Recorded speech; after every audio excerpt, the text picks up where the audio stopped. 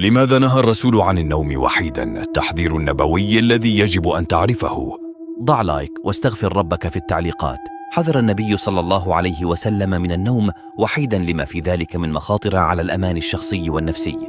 فقد ورد في حاشية بلوغ المرام لابن باز النبي صلى الله عليه وسلم قال: نهى عن الوحدة، أن يبيت الرجل وحده أو يسافر وحده.